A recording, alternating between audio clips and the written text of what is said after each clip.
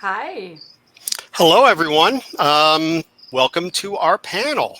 And you know what I'm going to do first? I'm going to go around the room and I'm going to ask everyone to introduce themselves. And let's start with Simon. Thank you very much, Frank. My name's Simon Bennetts. I'm Distinguished Engineer at StackHawk, and I'm the ZAP project lead. Tom. Yes, hi. My name is Tom Duffield. I am the security architect at CircleCI. Tanya.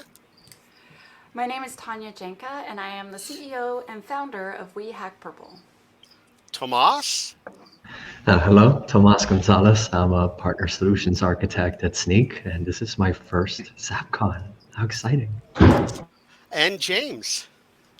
Hi, everybody. I'm James Tabron. I am the Director of Engineering for the Twilio Marketing Campaigns product.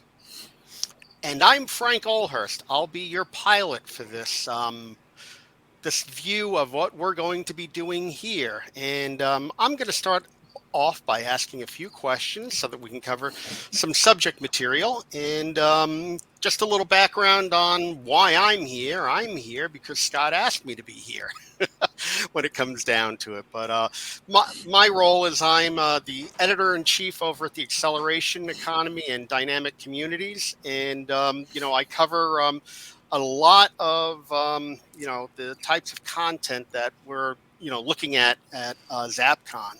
So, let's get into everything here. So, I'm gonna, I'll go around the room. I'll go clockwise, I guess. The way it looks to me, Simon, how'd you come to the conclusion that, it's important to go shift left, move into DevSecOps, what was the factors that said to you that, hey, this is something we ought to be doing and not doing things the way that we used to be doing them? Well, for that, I'm going to have to go back a few years to 2009, actually. So I was a developer and a team lead, and I was developing online services for a FTSE 100 company, UK FTSE 100 company. We were developing a security critical service, and we thought we'd implemented it pretty well. We thought about the security, everything was going to be fine. We had the pen test 2 weeks before it was going live, just to show how well we'd done. It didn't work out that way. It was a bit of a car crash, and it showed that we didn't know as much about security as we wanted to, as we needed to. So I thought I needed to learn a bit about security. So started learning about OWASP, top 10, all those kind of things. But I also wanted to find, I thought we as developers need to be running, understanding security and running security tools in development. So I started looking around for open source security tools that we could run in development and stop getting embarrassed so much, next time. And I couldn't find anything. And so I ended up forking this old project called Paros and creating ZAP. Very interesting. So failure offered the best lesson to move ahead. Definitely. It was not a good time, but it was actually very valuable for me, and learned a lot, and it's changed the direction of my career completely. Tom, what insights can you add to that? Yeah, I kind of came to this through a slightly different path in that I entered into the industry right at about the time that DevOps was really starting to take off. And so the shifting of like Dev and Ops further left kind of primed me for like DevSecOps. Like I remember when that word was kind of first starting to filter around like 5 or so years ago. But for me, it's about kind of the extension of the core tenet of DevOps, which is fostering empathy across as much of the organization as possible. So shifting left for security is just a manifestation of that, to include all of our security folks in the conversation in order to reduce friction and just increase and expand the overall empathy within the software development lifecycle. So we're going to go on to Tanya now, and she's going to give us her horror story that brought her into the world of DevSecOps and shifting left. I feel like my answer might be a bit different. Excuse me. Sorry, I guess I didn't speak for 10 minutes, and my throat was not sure what's happening. So I was a dev, and I always wanted to know in advance. Like I don't want anyone to find bugs. I want to find those bugs. So I would always do like a bit of testing before I would send it on to QA. And then when I learned how to run a dynamic scanner, I was like, this is awesome. I can find this myself and fix it myself. And all the devs I talked to, they liked that. So when I started my first AppSec program, I had the devs using it. And then I would go all the way to the end where I was the pen tester. And I'm like, well, this seems like a dumb spot to be. This is way too late. And so then it turns out, like, working with software developers, a lot of them really prefer to like take the power for themselves. And so I always try to arrange the tools like, oh, you check in code and it tells you that dependency stinks. Or, you know, when they go into a pipeline, or if they're going to run something on localhost, it's like, this is how you could scan it and get some answers sooner. And then I found out it actually is financially a lot better. So fixing a bug later costs exponentially more. I'm like, oh, haha, I have a reason for management other than my perfectionism. So yeah, it turned out it was like, oh, that's the right thing to do. I'm like, sweet, I stumbled into success. Sometimes the best success comes from stumbling around. You know, for myself, I'm an old time, you know, waterfall type developer where, you know, security was somebody else's problem. And, that got us to the point where we are today with so many unsecure things. So, I wish I would have had the insights back in my days as a developer to move this way. I'm happy to be covering the space. So I'm sure Tomas can add some color to this conversation right now. Yeah, absolutely. So very similar to Tanya, very similar to you as well, Frank. To me, the moment came when I saw, when I first got into AppSec about 4 years ago, that yes, security tools were typically somebody else's job. But then ultimately the developers were the ones that fixed the issues, right? So watching that communication happen out of band and that testing happen, later in the process where the developer had to start thinking about, oh man, what was I thinking when I wrote this particular piece of code, and what was going through my mind, and then having to, step not only the mind back, but also reread the code. And then you might notice some extra details. Oh, maybe I should also fix this, fix that. So to me, it came when it all came together when the realization hit that, at the end of the day, developers are the ones that have to fix. So why not give them the means to test early so that they can also remediate early? Was kind of the wake-up call from my end. So. Very good, very good. Last but not least, we've got James, and he's going to tell us some interesting points on how he came to move into the world of DevSecOps and shifting left. Yeah, for me, it was actually a little bit earlier in my career when I was building a security compliance program at a startup. It's actually a very, very interesting and not so funny story, but very early on in my tenure there, I had the privilege of witnessing a very, very heated discussion between the head of product and the head of security. Primarily, it was over the product team's desire to offer tokenized links for authentication into the application, and the head of security at the very last minute before that is about to be shipped to production saying, no, you can't do that. Right? And I'm watching this play out. And when I say heated discussion, maybe somewhat short of a bout of fisticuffs were about to ensue, as you can imagine. And I think we're going to talk about this a little bit more as the panel discussion goes on. But product has features to deliver, and they need to make sure that there is a way for customers to gain access to the application so that they can use the application. They didn't know that tokenized links were a bad thing.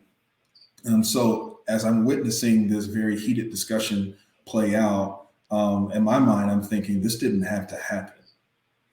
If these discussions were taking place, if this relationship was better, much sooner in the process, it would have never come to this point. And the customers who are being impacted by this roadblock that, it appears that security is putting in the way. I know doesn't necessarily have to be that way, but that's the way it comes off. The customers won't necessarily be impacted, and then eventually revenue is impacted, bottom line. We can continue that discussion, but that's when I realized the very great importance of shifting left with security. Very good, very good. So it seems that, we might have all had different paths, but we wound up at the same destination when it comes down to it. A series of realizations of challenges that we were presented with that led us to, hey, security should be a lot earlier in the process and not an afterthought. And, we've also run into the whole, issue of people looking at, cyber security as kind of a speed bump in the process instead of a critical aspect, which kind of, is going to lead me into my next question. And I'm going to go counterclockwise this time, where I'm going to ask Tomas first. I'm going to ask him, what industries seem to have had the biggest impact by shifting left, or has had the biggest benefit, the immediate benefit, and where should folks be really looking to say, hey, this is an industry that should be doing this? I mean, other than the obvious answer of all of them, but there are some that have a more critical need to make something like this happen. Yeah, so Frank, I'm glad you asked the question. Frank, I'm glad you asked the question, because besides the obvious one, all of them, right, we do want to make sure that every industry is looking at this direction, because the more you can let developers have freedom, and sorry, is there echo from my end? Sorry, I wasn't sure, but the more in any industry, across any industry, the more developers have the freedom to create, to use cloud native applications, to break apart their applications and look at how they can construct things differently. Then every industry, right? Especially those that have been afraid of these technology innovations, can definitely take advantage of this. So just I had to go with the obvious one. Sorry, it was a cheap shot, but everybody should be looking at how they can increase agility and foster developers being able to build competitive advantage by shifting left.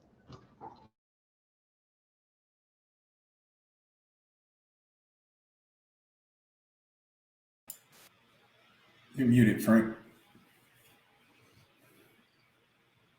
Oh, okay. Sorry. Can everyone hear me now? Yep. Excellent.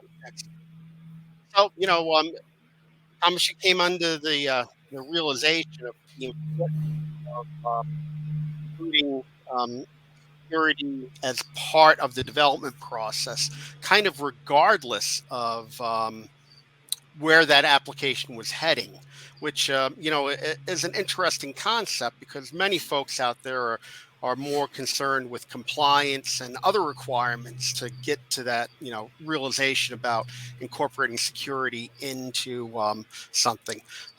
James, I'm going to ask you next. You had mentioned about working in a startup. What other types of businesses should have been thinking about incorporating security right at the start instead of an afterthought, and who has created the most risk for themselves by not doing this? Right now the industry that I'm working in is marketing, and Twilio is beginning to shift its focus to focusing on the marketer. Well, marketers do have a large amount of concerns that they need to be thinking about, especially in the realm of privacy, correct? And I think that it's fair to begin to start thinking about privacy and security in a similar fashion right now, primarily because of Shrimps 2. A lot of the laws out of the EU are just putting different requirements and restrictions on how you can process end user data. And so I think the industry or the companies that really figure out how to offer marketers a solution that is secure, but also maintains the privacy of the customers that they're trying to engage and allow them to increase that engagement while also being able to do it in a compliant fashion is the business or the company that is really going to win in the marketing space. So I think businesses that focus on marketers and marketing and being able to, add revenue through marketing sources and things of that nature are the companies that should be focusing on shifting security and privacy further left. That brings up some interesting points. This whole, concern around privacy and protecting whether it's customer or client data, but protecting it from the outset. That has kind of driven, a lot of these compliance laws like GDPR and HIPAA and things like that. And I'm going to kind of hand this over to Tanya to kind of give her perspective on, is this something that should be driven by compliance, or is there a benefit of thinking of this before compliance comes into the picture? I personally feel that if you're going to make software, you should have a secure system development lifecycle. And whether you work with compliance, I mean, it's nice if we work with the other teams, but sometimes other teams don't want to work with you. So I've worked at a lot of places. But for me, the idea is that you should always do these steps to create your software. And there should be steps in there that are security, period, no matter where you work.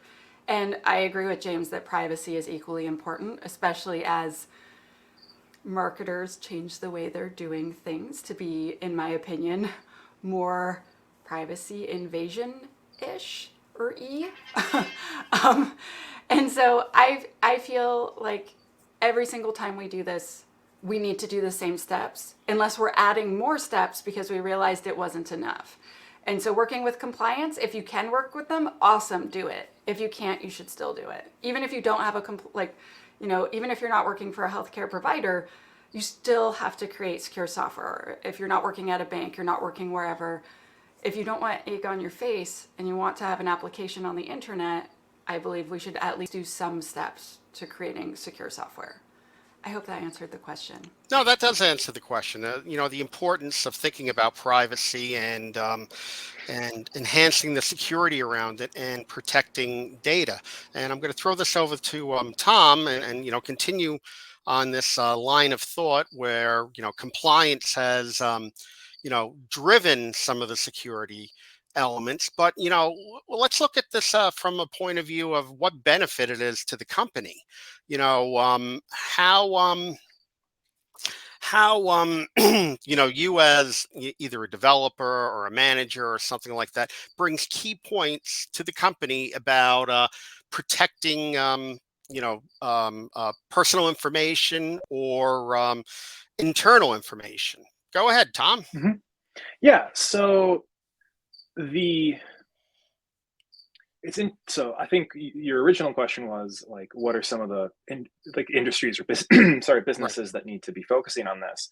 And I see it a lot in the B2B channels where, and this is especially true if you're in the federal space, where in order for you to get contracts and to sign up customers, you need to the burden of effort that you need to provide to prove that not only is your software secure, but your software development process is secure is increasing.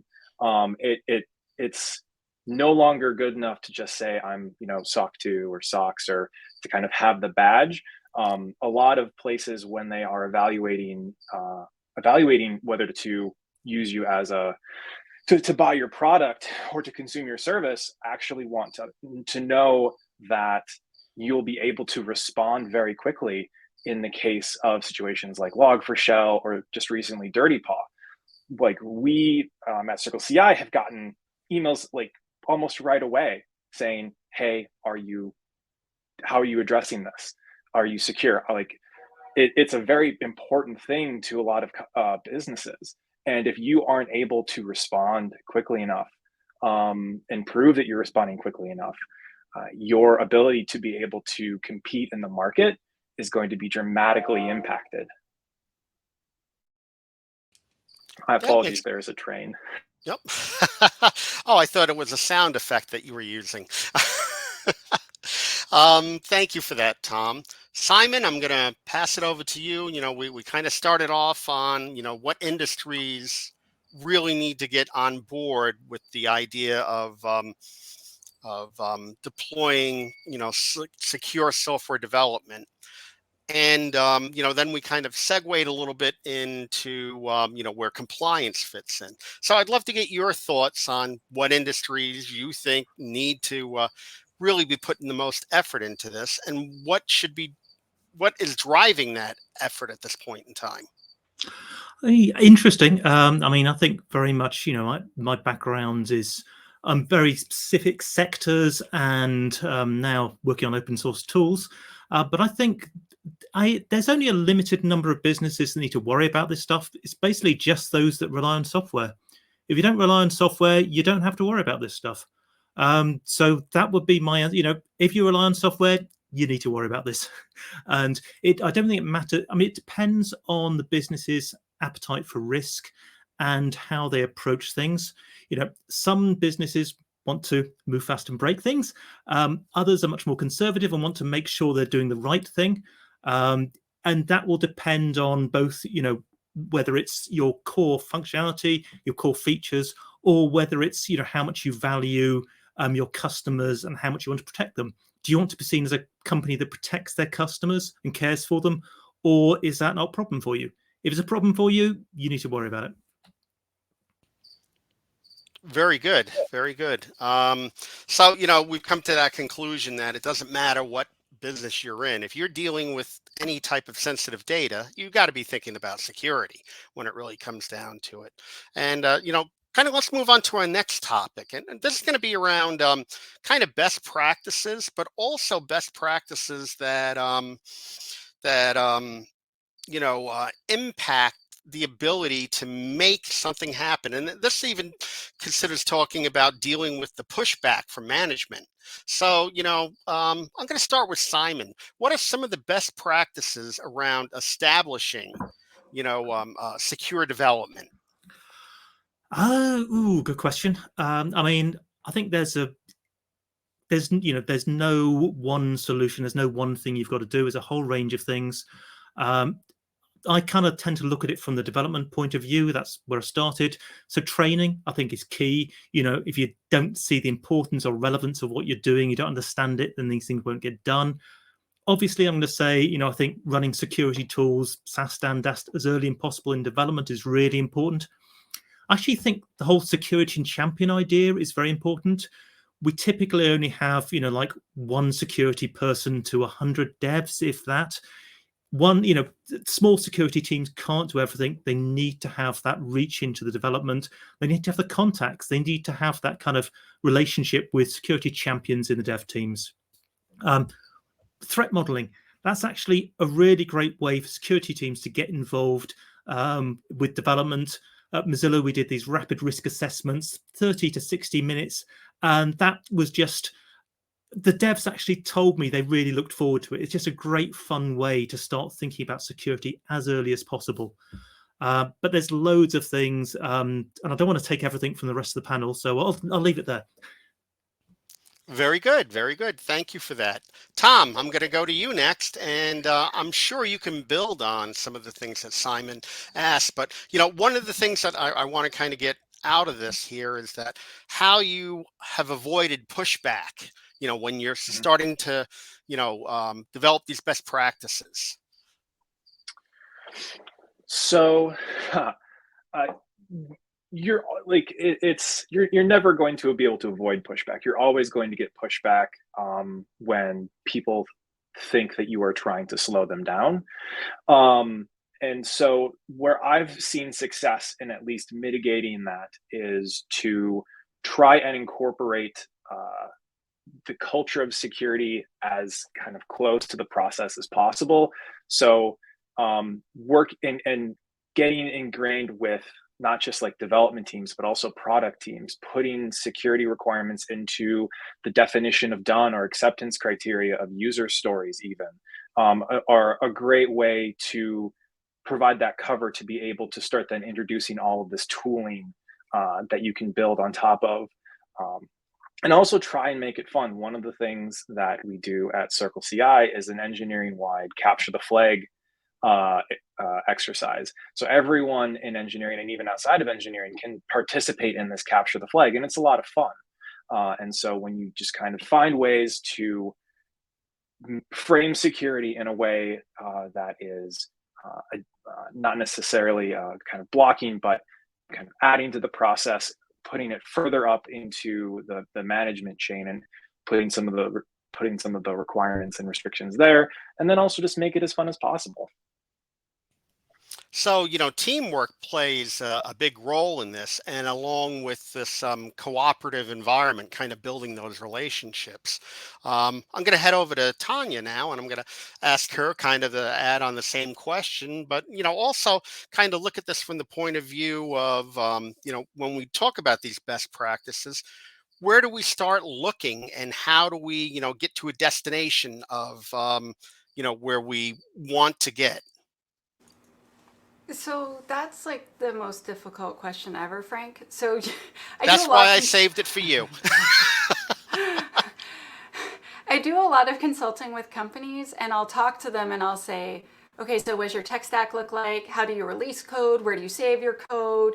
Okay, do you have any other tools you're using already? Are you getting good results from those tools? Do the devs hate them or do the devs like them? Because if they like them, we're going to keep them. If the devs hate it, I don't care. We're going to throw it in the garbage. We're going to get a new tool. And so I usually start with what is the easiest way to add something to what they're doing and get good results. So for instance, I released an SCA tool with a client last year, and the way that it worked, it sent, every time anyone checked in code, it would send all of them an email with all of the bugs. And I was like, oh, I screwed that up pretty good. So I took that back, I undeployed it, and I redeployed it so every team has their own organization. So whenever anyone on a team, one specific team, put something in, that team would say, here's a new bug, and here's all the other bugs that you've received. Because the devs didn't like the way I had deployed it at first. And as soon as they explained it, I'm like, so obviously not good. So I find trying to figure out the least frictionless place for me to add something. And so it's usually about negotiating. So I'm sorry I don't have a clear, this is always the answer. So I realize this is ZAPCon. But anyway, I love DAST. I love it. And I always feel it should go first. But it's not always the right thing for each team. So usually, unless they have a fancy CI/CD and they're already doing a bunch of stuff, if they don't have any tools, I start with a dynamic scanner. And I do that because anyone on the internet can scan your app with the dynamic scanner, and not everyone can see your code, right? So these are things anyone with any amount of skill could see. So I'm like, really need to fix that stuff first, guys. That's top of the list. But if they already have a DAST or they've had bad experiences with it for whatever reason, I try to start with some of the other tools first to build up their confidence. But yeah, I think you made some excellent points there. One of those is the whole concept of communication. Being able to share relevant information with team members and avoiding, that alert fatigue. And, I think identifying that as one of, the core best practices out there of being able to provide people with the information they need to know to do their job and avoid giving them, the chatter. And that works out to being, a really good best practice. And I think also one of the other things that, you mentioned there that really fits into this is the whole idea of sharing what's critical so that, management, plays a role at least as an observer that things are getting better. And from there, I'm going to turn over to Tomas, and but I'm going to pepper, my question to him with something a little bit different. And I'm going to use the example of how so many people use FUD, fear, uncertainty, and doubt, to sell security. And, it works at times, but at other times it just becomes noise. So when you're looking at your best practices, and when you're looking at getting that corporate buy-in, and when you're looking at building that team, what are you doing to make all of that happen easier?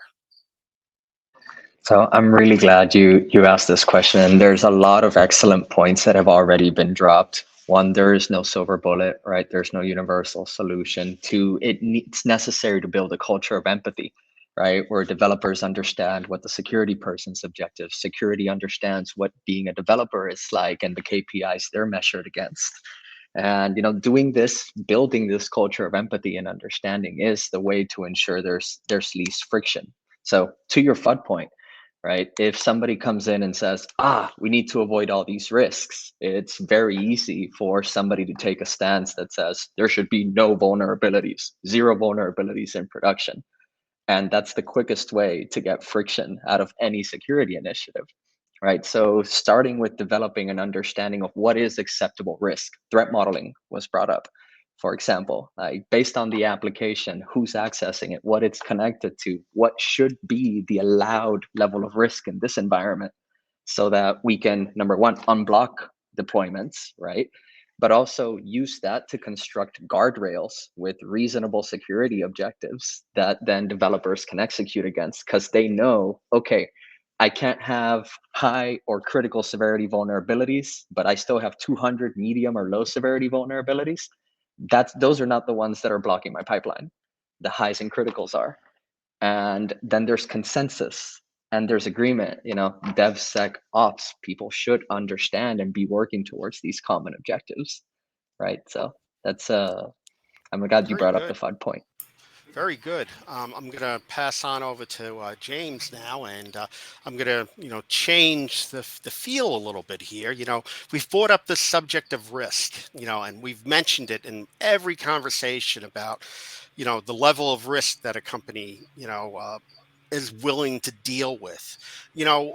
James, what are some of the best practices around using, the concept of risk to build either consensus or teams, and how can you avoid that that FUD element by talking about this in risk calculations or something along those lines? Sure, yeah. I think everybody's made some really great points. One thing I want to talk about is relationship building, and I think that is one of the most overlooked parts of protecting a company's assets and customers' data that doesn't get really enough attention in the security landscape. I really do think that security teams should be hiring people that have great soft skills as well as great technical skills, because you can know all the things in security. We are kind of trained to just protect things, and we think differently than people who are trained to just build things, and product managers who are trained to increase revenue and retain revenue. There's a different set of thinking across the entire business, and I think gets lost in the security mindset and training that we undergo to become these type of professionals that we are. And so we're talking about risk. It's going to be really hard to reduce risk if nobody is listening to what you're saying, or if they're constantly pushing back on your suggestions, because you might believe that the world is falling apart, but other people's worlds are falling apart in a different way that does not involve encryption or vulnerabilities and things of that nature. And that's what I've really learned in my position moving into engineering. It is really difficult at times to think about security and risk from a security standpoint. I may be thinking about churn risk, right? And so I think that there's an enterprise level of risk that does need to be addressed. But to have those conversations, security teams have to do a better job at building strong relationships with product and engineering.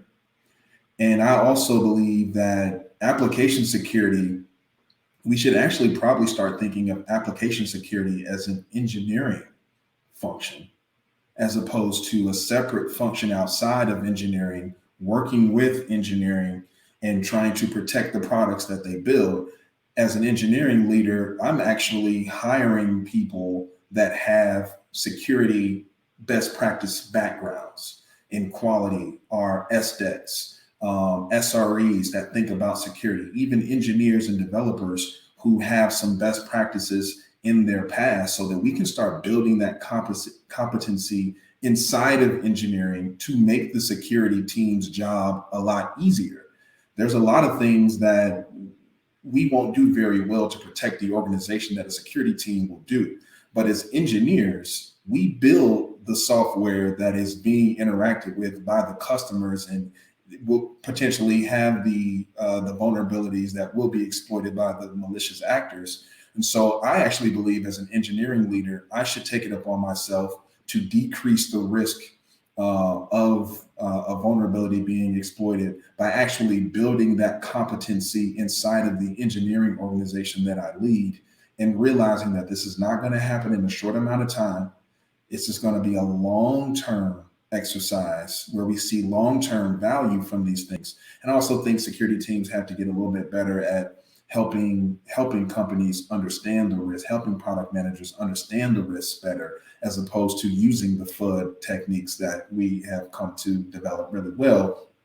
But having those conversations, building those relationships, communicating risk effectively, not just throwing things over the board and saying it's a high risk. Well, if there's no shared definition of what high, medium, low, critical, severe is, then the product team is not going to prioritize the vulnerability remediation ticket that you've just submitted to the board.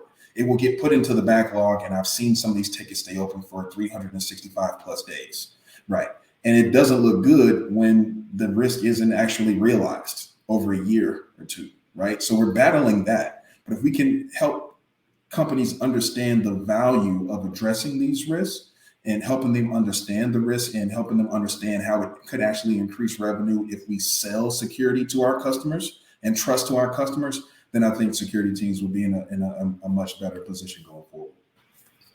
Excellent, excellent. Wow, we've kind of blown through our time slot here, and we're almost out of time, and we covered a lot of interesting things. I mean, I'll give everybody here a chance, a 15-second chance to say your top, concern.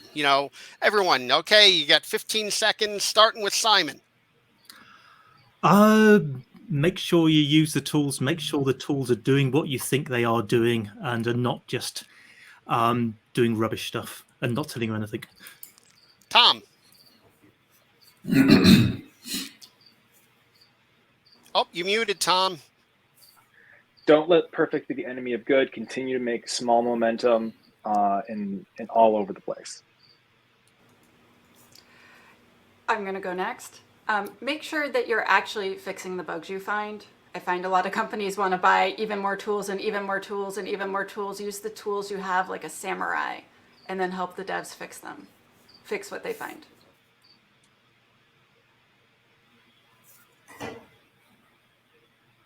So I guess I'll go next. Avoid tools becoming shelfware by building that awareness and that empathy of the why we're doing this and what everybody's role is in this equation. It's not one team's responsibility. So,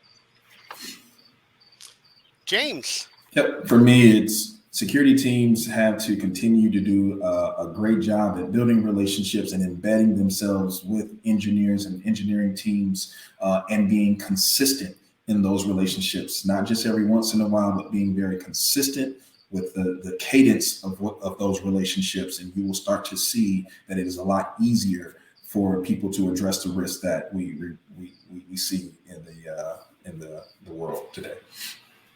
Excellent. Thank you, everyone. Scott appeared back here. Hey, everybody. First of all, I want to thank Frank for moderating our panel today.